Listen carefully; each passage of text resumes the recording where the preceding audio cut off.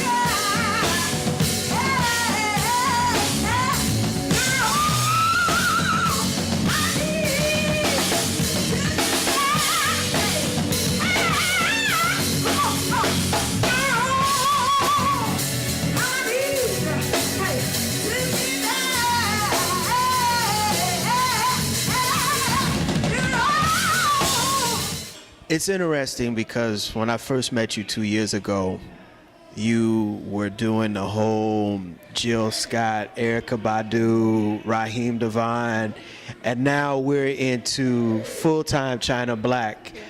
How do you feel doing this now? It's very humbling.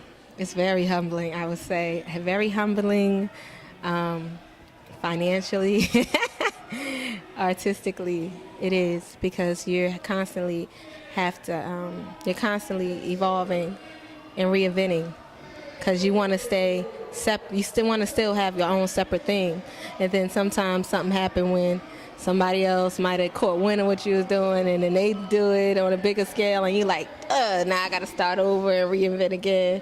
And I mean, it's cool, but it's fun, and I'm blessed.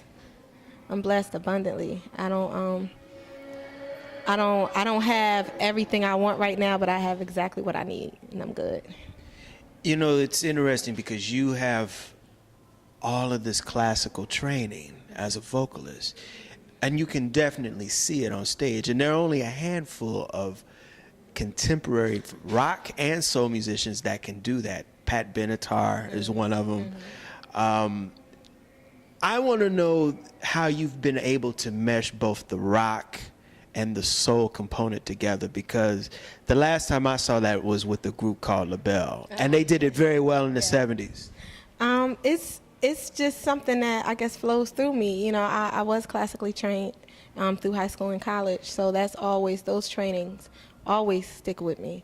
Having my own sound is very important to me. So I do listen to a lot of music, and I listen to things that I like, I listen to things that I don't like, and I try to figure out what fits for me, what fits my characteristic, I should say. And aggressive soul, which is what I've named it now, that's the perfect name for me, because I'm very not dramatic in a sense, but I'm very in your face. It is what it is with me. I don't try to sugarcoat anything or make things prettier than what they are. The one thing I wanted to do was be sure that I told a true story to people in my writing, and the music end, I just try to make sure I try to paint the picture so that it catches the eye. It's very important nowadays, because I mean, even back in even all the way back to slavery days, we didn't really read anything. We couldn't read. We were only taught certain things. So because of that, now we're in a place where if it doesn't sound good to us, it don't fit for us. So I still wanted to have a platform that I wanted to create a platform where I was still saying things that are right and true to myself and true to the world that we live in, but still cover it, in a nice little package where people can digest it. Before it's over, I'm gonna fly away. It's like no other. See my safety stage. Now my trouble's over. Saved by His grace. Can't wait till I get to and find a resting place. Oh,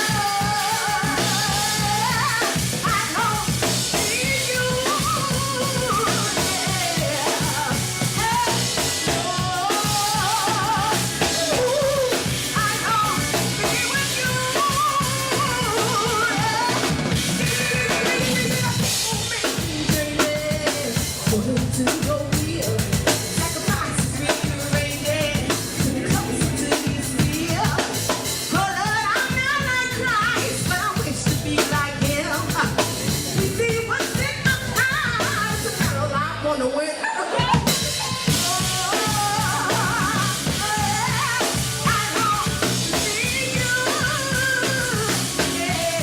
One of your mentors was the famed producer and session musician James Ntume. Yeah, definitely. And he comes from a gigantic jazz background. His father, we know his pops is.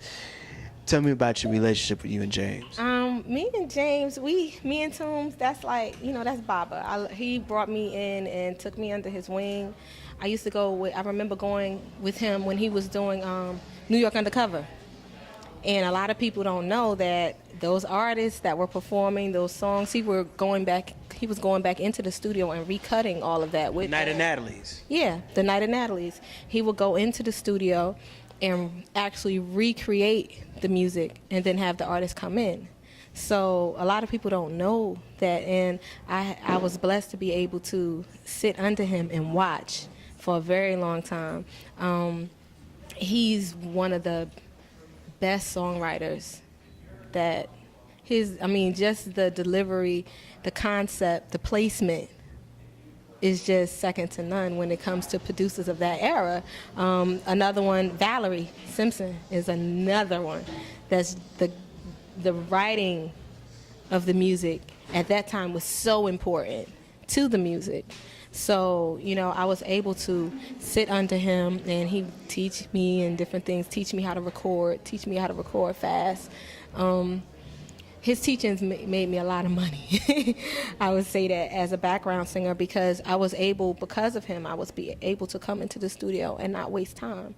And I remember an interview that I saw with Aretha Franklin, and she said that she always prepped her songs before going to studio, which is why she was always able to one take everything, because she knew what she was doing going in.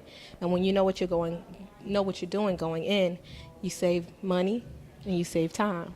And when people see that you save their money and don't waste their time, they call you back. So that was the biggest lesson I learned from Toombs, and I thank God for that because it allowed me to work with so many artists just coming in as a clutch player.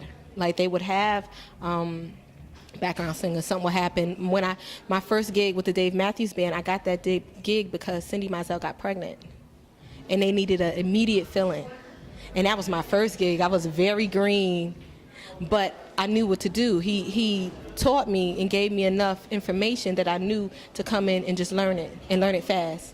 And that started a whole almost over a decade of me working continuously, because as coming in as a fill-in, and then I would come in as a fill-in and end up staying because there wasn't really a need to bring the person back, I should say. And I've been able to live off of that. So Toombs is he's a very important very important part of my life. That'll do it again for another edition of the Pace Report. I'm Brian Pace, reporting live here at SOBs. I'd like to personally thank Chinah Blac for her time, as well as the staff here at SOBs. As always, please visit my website, www.thepacereport.com, for my weekly column, as well as my past segments. As always, remember, if it's in the groove, it'll make you move. Until next time, peace.